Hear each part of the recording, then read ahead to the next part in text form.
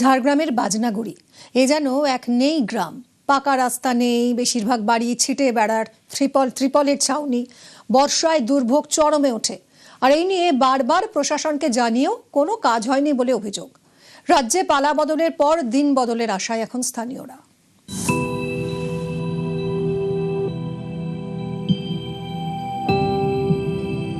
নড়বড়ে ছিটে বেড়ার ঘর, ত্রিপলের ছাউনি দেওয়া, কোনোটা প্লাস্টিকে ঢাকা। একে কি ঘর বলা যায়? অথচ এটুকুই আচ্ছাদন, এর তলাতেই সংসার। স্বাধীনতার ৮ দশকে পৌঁছেও ঝাড়গ্রামের বাজনাগুড়ি গ্রামের ছবিটা একই রয়ে গেল। বাড়ি ঘর কিছু নেই, আসে দেখে যাই, এ করে কিছু ঘরের নাম নেই, রাস্তার নাম নেই, নদী ধারে আছি। আবাস যোজনার বাড়ি পাননি আপনারা? না পাইনি দেয়নি, তারা এরকম আসে ঘুরে যায়, এসে ঘুরে যায়।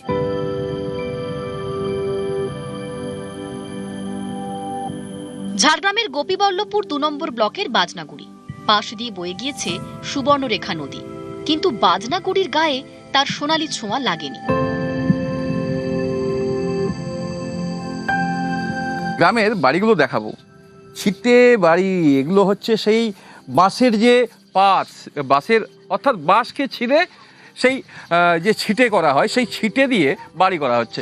অর্থাৎ উপরে তিরপল, নিচে শাড়ি, কোথাও ছেঁড়া কাপড়, আবার কোথাও বাঁশ দিয়ে কোনো রকমে বাড়ি করে ফেলা হয়েছে। এলাকায় যে রাস্তাঘাট নেই, ঘর নেই, 15 বছর ধরে তো আমরা তো আছি। আবাসের জন্য এ করেনি, আবেদন করেননি? আবেদন করেছি, বলে যে হ্যাঁ করে দেবো, কিছু দেয়নি।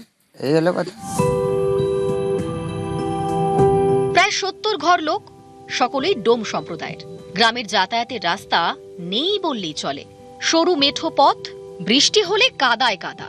স্থানীয়দের দাবি, কেউ অসুস্থ হলে বিপদ বাড়ে, কারণ গ্রামে অ্যাম্বুলেন্স ঢোকার পথটুকুও নেই। আপনাদের রাস্তা কোথায় এখানকার? এই যে এইটা, কেন এটা তো রাস্তা নয় তো? না এইটাই তো করেছে সিপিএম। সিপিএমের আমলে এইটুকু হয়েছে? এইটুকু হয়েছে, এই কেটে কেটে নিয়ে আসছে। এখানে 10 কড়ি রাস্তা ছিল, কেটে কেটে নিয়ে এসছে। তৃণমূলের আমলে কিছু হয়নি। এই রাস্তা দিয়ে আপনারা যাতায়াত করেন? হ্যাঁ, কারো আর যদি কি শরীর করবো? খারাপ হয়? আর কি করবো? কেউ যদি অসুস্থ হয়ে যায়? অসুস্থ হলে সেই রাস্তা পর্যন্ত খাটা করে নিয়ে যেতে হয়। ভোটের বাজনা বাজে বাজনাগুড়িতে, কিন্তু লাল নীলের দশকে হাল ফেরেনি বাজনাগুড়ির। তাই পালা বদলের পরে দিন বদলের আশায় বুক বেঁধেছেন এই মানুষগুলো। ঝাড়গ্রাম থেকে রাজু সিং, নিউজ 18 বাংলা।